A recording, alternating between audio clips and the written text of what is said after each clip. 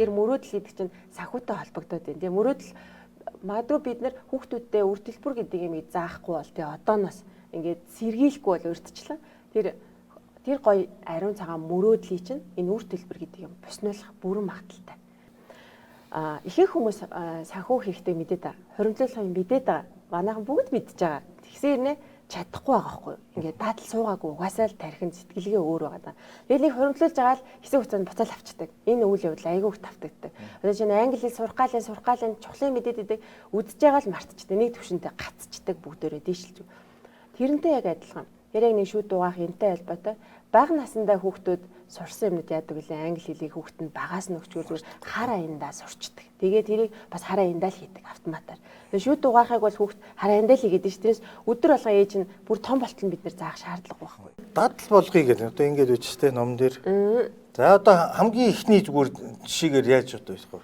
За хамгийн ихний жишээ болохоор яг л нөгөө зориг гаргана хүүхдтэйгээ. За миний хүүхэд одоо авах юм байгаа бол материалыг жоох хүүхдүүдийн хувьд ихэнхдээ тоглоом, материалыг зүйл байдаг чинь. Тэгэхээр тэрэн дээр нэрэн. За миний хүү ойр төрс өдрөөр ч юм уу юу авах гээд байгаа байлээ тий. За тэрийг яриад хоёлаа үнийг хамт судална тий. Хамгийн анхаашдны зөвлөгөө юм бол. Тэгээд нөгөөдгөө ерөнхийдөө ингэн хүүхэдтэй тэргүй цалингүй нөхдүүд байгаа даа шүү дээ хөрх юмд. Цалингүй хүн чинь шинэ жилээр өвөө эмээ өгсөн мөнгө л орж ирнэ. Босдоо цалингүй. Тэгэхээр бид нар яаж сурах ингэ даав иш нар тэгдэг. Бид нар яах ёстой юм бэ? Цохиомлоор нөхцөл үүсгэн. Өөр арга байхгүй. Аюу хөөрхөн үүсгэн. Гэхдээ энэ ном дээр минь гарын авлага. Тэгэхээр яг саяны шиг зорилгыг гаргуулад хоёлоо үнийг судалж чинь хүүхдтэйгээ. За тэд орчин юм бэ. За миний хүү тэгвэл бодвол за тэдэн сарын хугацаанд хоёлоо цуглуулж болох юм байна энэ мөнгийг. Тэгэхээр өдөрт хоёлоо хэдий хийх үгээд нэг 500 1000 байд юм уу өөрсдийнхөө онцлог нөхцлөөс хамаарат гэр бүл нь одоо 5000 ч юм уу мэдгүй айл болгоны онцлог.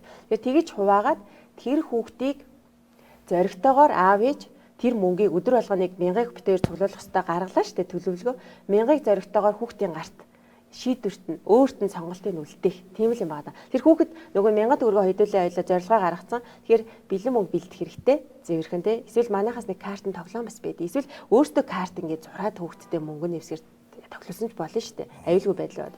Тэгээ 1000 төгрөгийг ингээд заавал нөгөө нэг өгөөд тэр нь гэхдээ жоохон аав ээж нартай зөвлөгөөд бол нэг юм хүрчгээр мөнгө байл зүгээр. Яг 100 ч юм уу 50 төгрөг юу ч хүрхгүй шүү дээ. Хүүхд шийдвэр гаргаад ээж юм аав гэсэн ч хүрхгүй тий. Тэгэхээр нэг 500 ч юм уу 1000 төгрөг байгаад за миний хүү энийг чи юм аммаар байна уу? Нөгөө хоёлыг ярьсан тоопот тэрэндээ цуглуулах уу? Ийшээ их үү? Ийшээ гарах уу?